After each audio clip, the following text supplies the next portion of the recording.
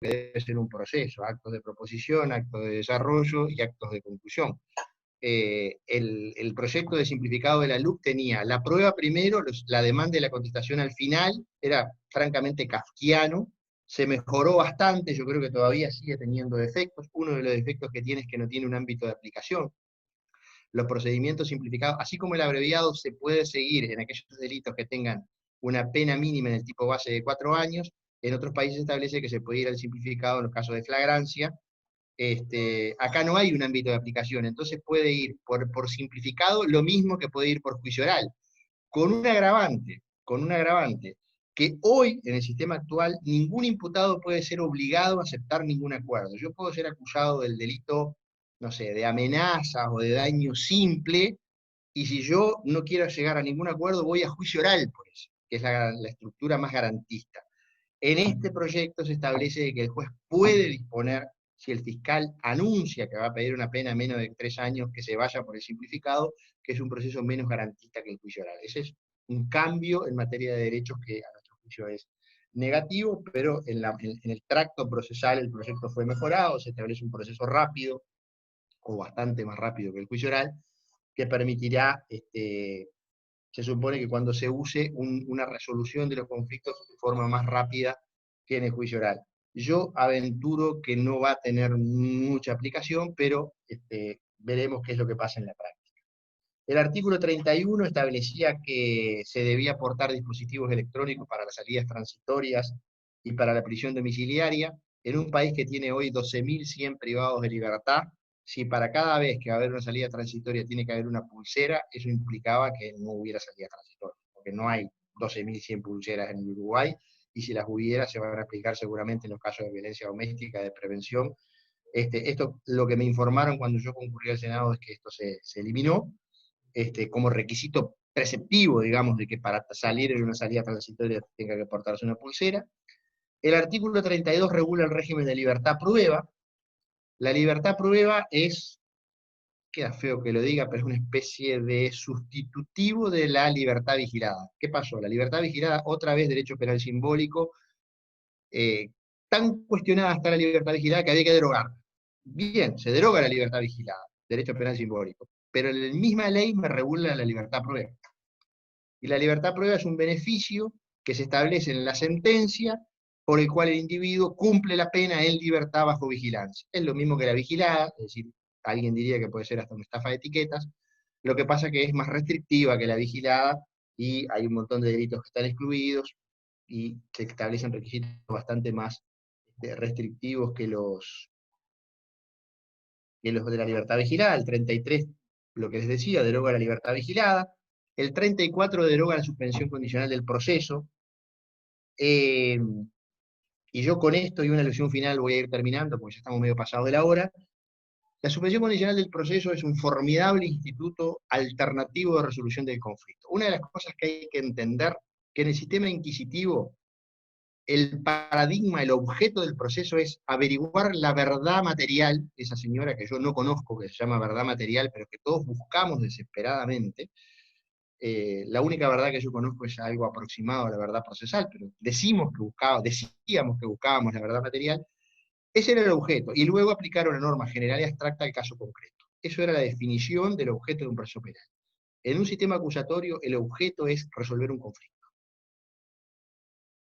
Que el conflicto entre la sociedad organizada del Estado, ese individuo y la víctima se resuelva. Y la suspensión condicional del proceso era un formidable instrumento para resolver esto.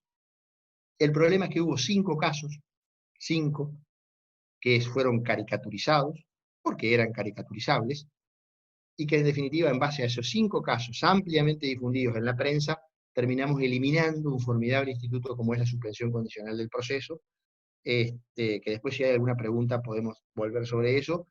Yo creo que es una enorme pérdida, el 14% de los casos de adultos se resolvían por suspensión condicional del proceso, el 48% de los procesos de adolescentes se resolvían por suspensión condicional del proceso, ahora admiten el abreviado para adolescentes, entonces en definitiva por esa vía podría sustituirse, de lo contrario se va a formar un cuello de botella. Y lo último que me quiero referir, y con esto termino, sin perjuicio de las preguntas, es la famosa discusión de si el juez puede o no acceder a la carpeta de investigación del fiscal.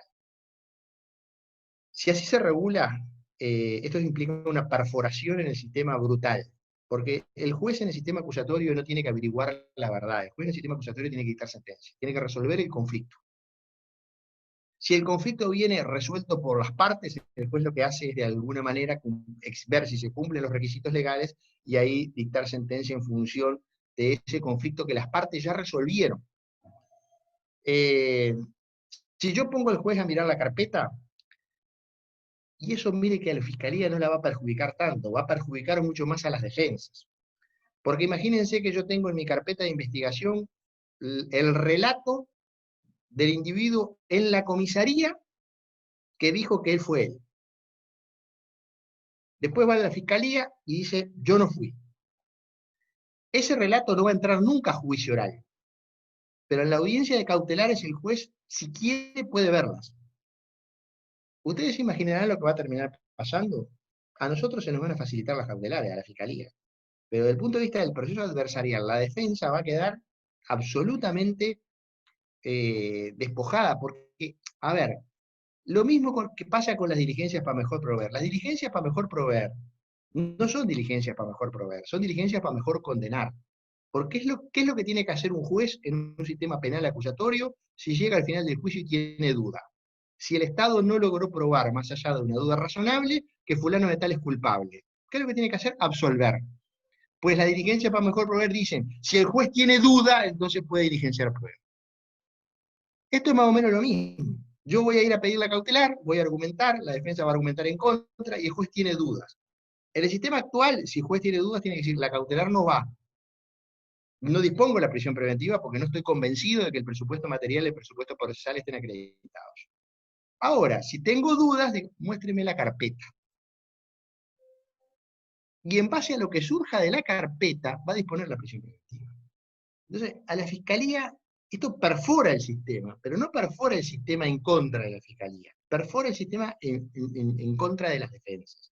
Y eso es algo que los legisladores no han querido entender y es una discusión que, bueno, va a durar mucho tiempo. Creo que me pasé un poquito de plazo, pero estoy a la orden para contestar todas las preguntas que se me formulen. Sí, muchas gracias.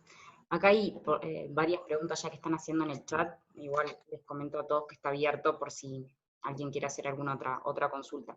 Acá Isaías pregunta por el artículo 22 de la LUC y dice, ¿por qué motivo la Fiscalía tiene una perspectiva negativa o están en contra de que la policía interrogue a los detenidos sin que se notifique antes al fiscal? ¿Podría decirse que se está dando terreno libre a cometer abuso de autoridad y alterar la declaración del contenido? ¿La Fiscalía se notifica a posteriores interrogatorio? Gracias. En realidad, la discusión es si es una potestad autónoma de la policía o no, o si en definitiva tiene que haber habilitación fiscal. Lo lógico es que quien dirija la investigación sea quien habilite esto o no. La Fiscalía no se pronunció radicalmente en contra de esto. Lo que sí dijimos es que el estándar habilitante tiene que ser muy alto. O se asegura la presencia de la defensa, que es una posibilidad y es lo que reclama todos los defensores, los fiscales y demás, con lo cual es una caña pichanga, porque si exigimos que las defensas estén presentes para que la policía pueda interrogar, es lo mismo que decir que la policía no puede interrogar, porque las defensas no van a las comisarías. La defensa pública no va, que tiene el 90 y pico % de los casos, y la defensa privada irá alguna en algún caso muy particular. Entonces, decir que la policía puede interrogar y exigir la presencia de la defensa es lo mismo, la consecuencia práctica es que la policía no puede interrogar. Entonces, si el requisito es que estén las defensas, es lo mismo. Lo que nosotros decimos es que si no se va a permitir interrogar, por lo menos tiene que haber una declaratoria de derechos. Y esa declaratoria de derechos implica derecho a no hablar, a guardar silencio, derecho a la presencia de un abogado, y eso tiene que estar acreditado con un alto estándar. Si eso no está acreditado con un alto estándar, ahí sí yo creo que esa declaración no va a servir para nada. Y la realidad es que si nosotros no exigimos un alto estándar de acreditación de lectura de derecho con la presencia de los abogados y permitimos la declaración, pero además acá hay un gran problema que es lo que va a pasar. La policía o parte de la policía cree que obteniendo la confesión el asunto está resuelto. Entonces vamos a volver a aquello de que el hecho está policialmente aclarado. Y la fiscalía luego va a tener que decirle, no, el hecho no está aclarado, porque yo con esto no puedo ir a juicio.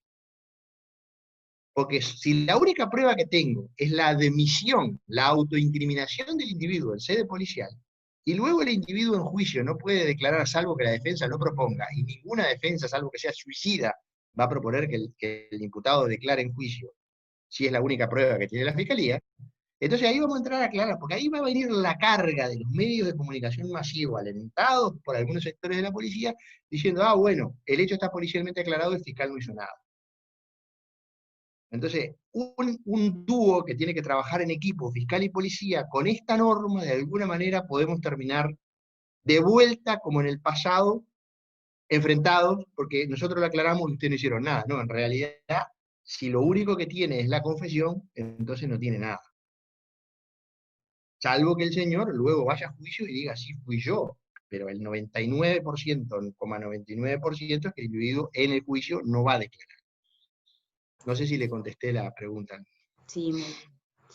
Acá Martín Fernández pone, buenas tardes, doctor, ¿qué opinión tiene la modificación planteada en el artículo 39, que habla de la prueba y el control de la contraparte, teniendo en cuenta que mucha prueba la defensa la tiene que solicitar a través de la Fiscalía? Gracias. 39. 39. Buenas noches, Martín, ¿cómo estás? Te tengo que ver a través del Zoom, no te veo nunca.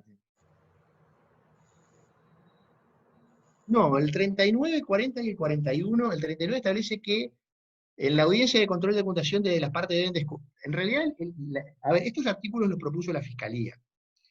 Lo que queríamos dejar claro es hasta qué momento se puede ofrecer prueba. Con estos artículos queda claro que el ofertorio de prueba es en los actos de proposición, acusación y contestación. Que en la audiencia de control de acusación ya tiene que la prueba estar ofrecida y que ahí lo que hay que hacer es descubrirla. No hay vuelta. Lo que pasa es que lo que la defensa tiene que hacer es, sí, a ver, volvemos para atrás. La defensa puede tener su carpeta de investigación y no pedirle nada a la Fiscalía. De hecho, los juicios más complicados para la Fiscalía son los juicios donde la defensa hace su propia carpeta de investigación. ¿Por qué? Porque la carpeta de investigación de la Fiscalía yo se la tengo que mostrar a la defensa, y la carpeta de investigación de la defensa es de la defensa. Y yo no tengo acceso, salvo que me la muestre si a él y me la va a mostrar si a él le conviene, si no, no, la defensa no está obligada a mostrar su propia carpeta de investigación. Lo que pasa es que resabio del presumario mediante, donde antes la defensa, el fiscal le pedíamos todo al juez para que el juez diligenciara la prueba, en la investigación formalizada, hoy las defensas lo que hacen es pedirle al fiscal que el fiscal le coleccione la evidencia. Lo puede hacer la defensa. Lo que pasa es que a veces lo que dicen, bueno, ¿qué pasa si la defensa quiere coleccionar una evidencia y necesita el imperio, el poder de imperio del Estado para conseguir esa evidencia y no lo puede hacer por sí? Y bueno, yo diría que ahí se lo puede pedir al fiscal, pero hay una tercera hipótesis. ¿Qué pasa si durante la investigación de formalizada la defensa quiere coleccionar una prueba pero no quiere que el fiscal se entere?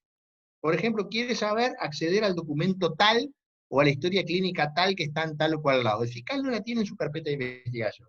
El defensor olfatea que le puede servir, pero no está seguro porque no la conoce. Si se la pide al fiscal, eso ingresa a la carpeta de investigación del fiscal, entonces el fiscal se termina enterando de algo que no debería enterarse. Yo creo que si el defensor ahí quiere tener la certeza de que el fiscal no va a conocer el resultado de esa evidencia, de la colección de evidencia, debería pedírsela al juez de garantías directamente. Pero esto es discutible porque no está regulado expresamente, esa es mi postura. Pero lo que establece el 39 es, la prueba se ofrece en la acusación y en la contestación. Se ventila o se descubre totalmente en la audiencia de control de acusación. Y hasta ahí llegamos. Después de ahí ya la prueba que no se propuso antes no se puede proponer después de la acusación y de la contestación, salvo que se trate de prueba nueva o de prueba sobre prueba, que están regulados en el 40 y en el 41. Lo que quiso hacer estos artículos que propuso la Fiscalía fue dejar claro, porque si no estábamos discutiendo, no, la prueba se puede proponer hasta la audiencia de control de acusación, y después la Corte llegó a decir, no, se puede proponer hasta en juicio. Entonces, ¿para qué tenemos una audiencia de control de acusación si después en juicio viene la defensa, no, mire, ahora encontré este? No tiene ningún sentido. La prueba tiene que llegar al juicio ya diligenciada y se tiene que producir, digamos, en el juicio. No puedo ir a pedir el oficio Alaska a un juicio, el oficio Alaska en todo caso lo tengo que haber pedido antes de la acusación y de la contestación de la acusación. No sé, Martín Fernández, un saludo al queridísimo amigo. Dice gracias y Post, buenas. post pandemia tendremos que ir a tomar algo a la salud. Bueno, otra de las consultas que hacen por acá es que Daniel dice, ¿qué análisis hace sobre la constitucionalidad de las propuestas presentadas en la ley? A ver, acá hay un cuestionamiento de constitucionalidad genérico respecto de si esto es urgente consideración o no. Yo en ese terreno no voy a entrar. Hasta ahora es un debate de naturaleza política que se dio en el Parlamento. Hay, es conocido por todos, un trabajo, una postura que el doctor Cajarville escribió en las cartas a los lectores de búsqueda, y en todo caso, sobre eso yo no me voy a pronunciar, porque eventualmente si hay algún planteo de inconstitucionalidad me va a tocar intervenir. Entonces, si hablo ahora no puedo hablar después, así que prefiero no opinar sobre ese tema. Después hay algunas normas que, bueno, que han sido cuestionadas de constitucionalidad o no, de inconstitucionales o no. Eso va a ser un debate que se va a dar en el futuro. Yo creo que hay algunas normas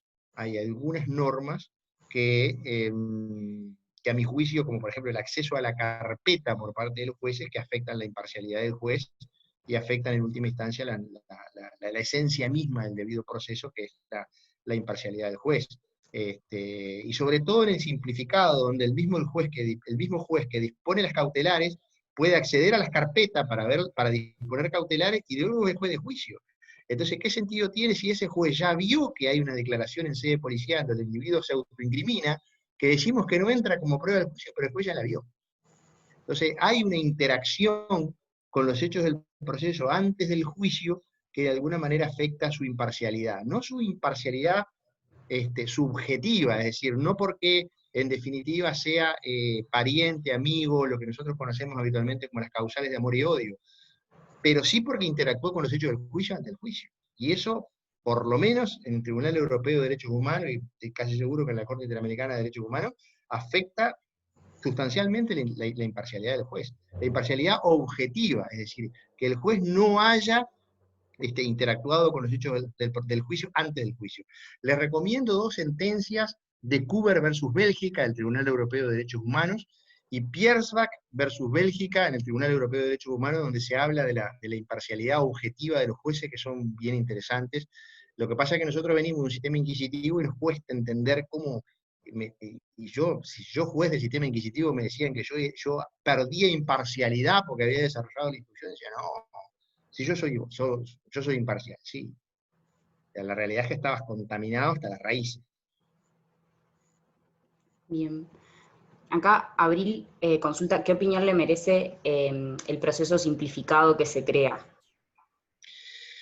A ver, yo con la estructura del proceso simplificado no tengo ningún problema. De hecho, se mejoró a ver, yo creo que hay que ser objetivos. Del proyecto de febrero, nosotros hicimos críticas durísimas. El proyecto de abril, entre el anteproyecto de febrero y el proyecto de abril, hubo mejoras sustantivas que nosotros las reconocimos en nuestra comparecencia en el Senado.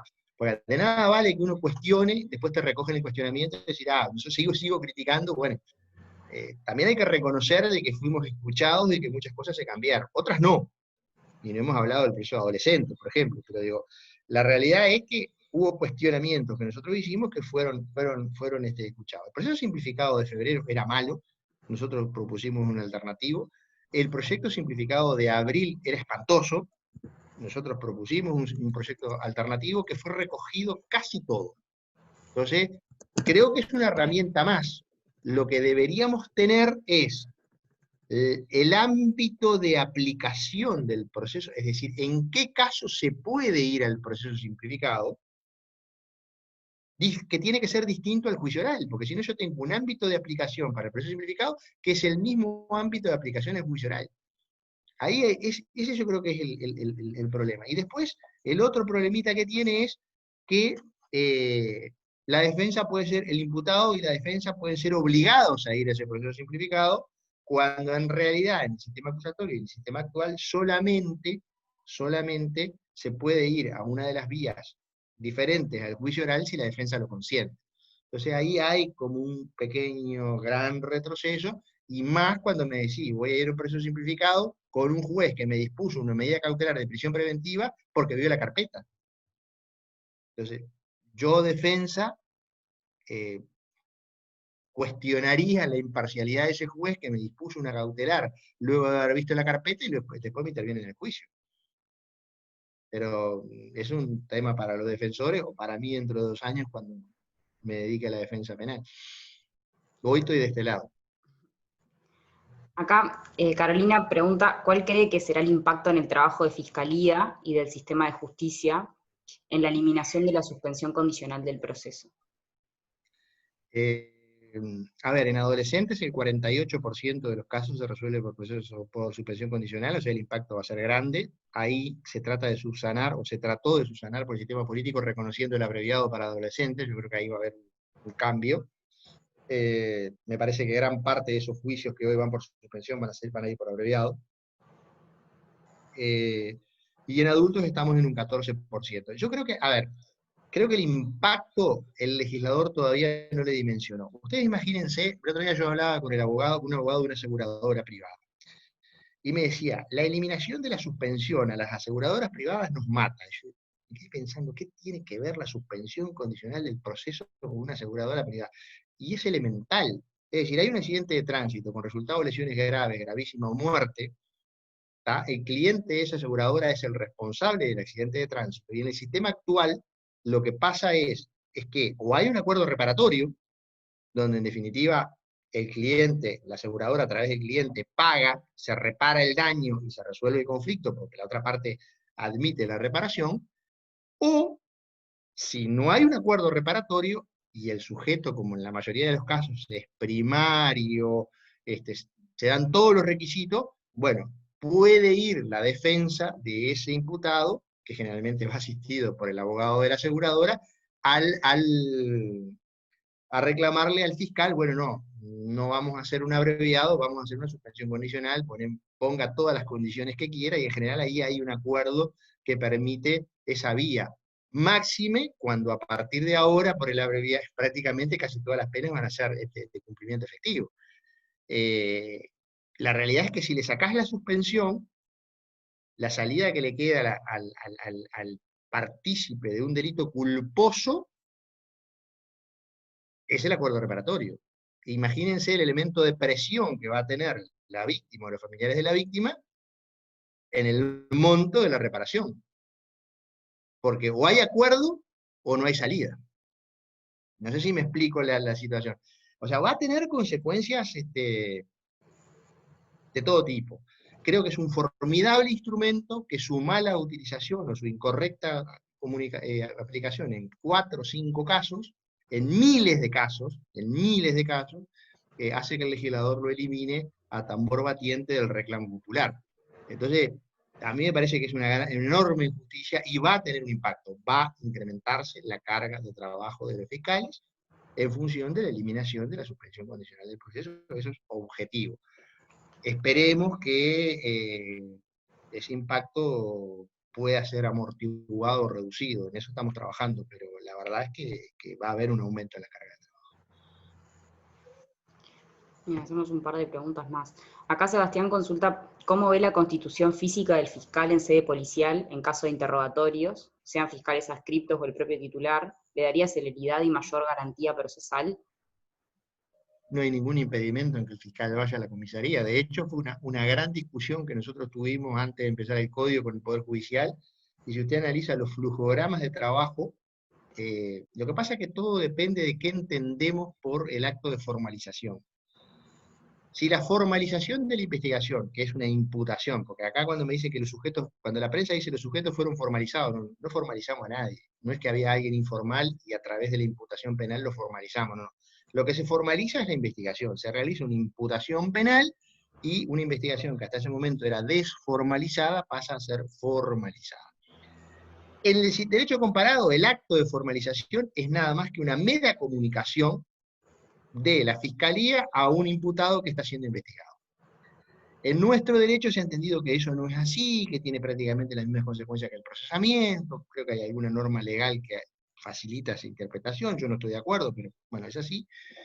Entonces hace que ese interrogatorio previo sea poco menos que fundamental, al igual que el sistema anterior. Ahora bien, nosotros en el flujograma que habíamos definido originariamente, salvo en Montevideo por el volumen de trabajo, no habíamos previsto ni siquiera carcelajes en la Fiscalía, porque partíamos de la base de que ese interrogatorio podía hacerse en sede policial. ¿Con qué nos encontramos? Con una negativa frontal de los defensores, sobre todo los defensores públicos, de ir a las comisarías.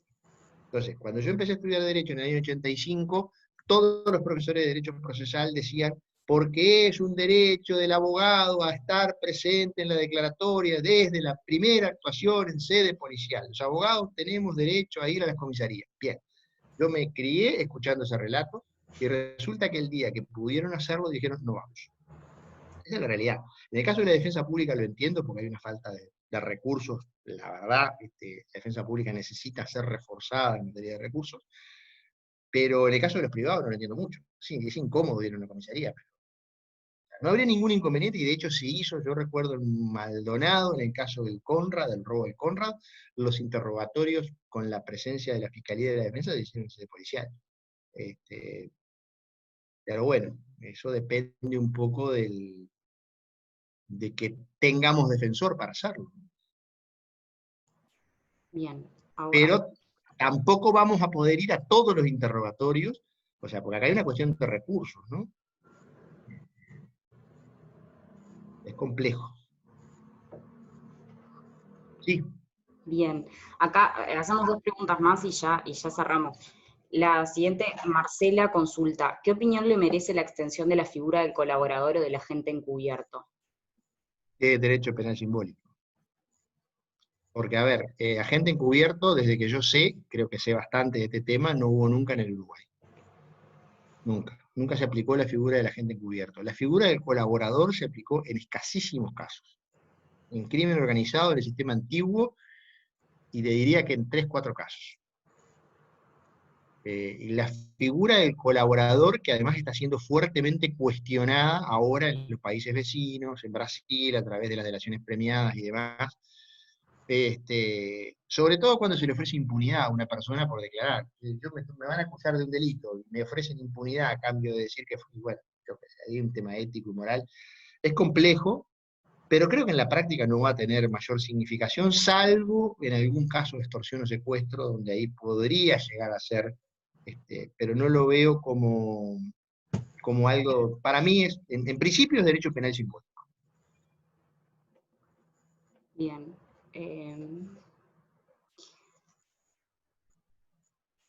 Acá también Jacqueline hace una pregunta que me parece interesante porque ya también lo analizamos desde el punto de vista del derecho penal con Aller y con Barreto, y me parecía que estaba bueno también contar con su opinión, que es el caso de la detención de los manifestantes en aquello de lo que establece la ley de urgente consideración de la disolución de los piquetes. Acá se pregunta sobre el rol de la Fiscalía, que bueno, tal vez nos pueda dar su opinión al respecto. Para nosotros como integrantes de organizaciones sociales es muy importante este tema, naturalmente, por nuestra... Mire, yo le puedo dar mi opinión porque ya la dije en un dictamen como fiscal de corte en la Suprema Corte de Justicia. A mi juicio, el delito de asonada es inconstitucional, que es básicamente lo mismo que se regula ahora con otro nombre. Yo tuve oportunidad de intervenir en el caso de la imputación que se realizó por el ex fiscal Subía, en el caso de la manifestación de un grupo de manifestantes en la Suprema Corte con motivo del juramento de la doctora Mariana Mota. En ese caso hubo planteo de inconstitucionalidad por parte de la defensa de los imputados, y yo sostuve que la sonada era un delito inconstitucional porque afectaba a los derechos de libertad de reunión y de la libertad de expresión. Eso fue recogido por la Corte Integrada, por la primera Corte Integrada. Después cambió uno de los integrantes, cambió la jurisprudencia de la Corte y entendió que la primera vez entendió que era inconstitucional, la segunda vez entendió que era constitucional. La opinión del fiscal de Corte es que los delitos de asonada o similares, ya está expresado en un dictamen, son inconstitucionales. A ver, una cosa, para que quede claro, una cosa es la intervención de la fuerza policial en materia de prevención y de represión para hacer cesar un hecho violento delictivo. Eso es una cosa, y eso está implícito en las actividades, facultades autónomas de la policía. o asegurar en determinados casos la libertad de circulación. Eso también está fuera de discusión. Lo que yo digo es el delito de asonada, la tipificación de la manifestación por la mera manifestación misma, realmente es bastante complicado. Muy bien. Bueno, vamos finalizando por acá la jornada. Agradecemos nuevamente al doctor Díaz por el tiempo, por haber aceptado la invitación del Centro de Estudiantes, por este intercambio tan productivo. Creo que siempre es bueno escuchar su visión, pero particularmente en este tema que modifica tantos aspectos que a Fiscalía claramente le interesa demasiado, nos parecía bueno poder contar con esta opinión, así que bueno, le agradecemos nuevamente por participar. Agradecemos también a todas las diferentes personas que se conectaron hoy, no solamente estudiantes de Derecho, sino también egresados y egresadas, estudiantes de otras disciplinas. En total en la reunión tuvimos cerca de 250 participantes, lo que demuestra también mucho interés por parte de todos y todas de seguir profundizando en estos temas, así que bueno, los esperamos en las próximas instancias que organicemos y bueno, nuevamente muchas gracias a todos. No, muchas gracias a ustedes por la invitación, la verdad ha sido un placer. Vuelvo a repetir, para mí la facultad de Derecho es mi casa, es la universidad en el sentido etimológico del concepto de universidad como contenido. Para mí ser universitario es mucho más, algo mucho más profundo desde el punto de vista conceptual que el mero hecho de tener un título universitario o de haber pasado por la universidad en algún momento. Y la verdad que estoy orgulloso de ser universitario y de haber sido miembro del viejo y querido Centro de Estudiantes de Derecho, así que para mí un placer realmente, y a la orden, como siempre, desde la Fiscalía vamos a estar todo aquello que signifique discusión, debate, este, creo que es lo que enriquece en última instancia que todas las ideas se expresen y que podamos debatir y confrontar. Es la esencia misma de una democracia. Así que la verdad que un placer. Muchísimas gracias por ustedes por la invitación. Bueno, muchas gracias.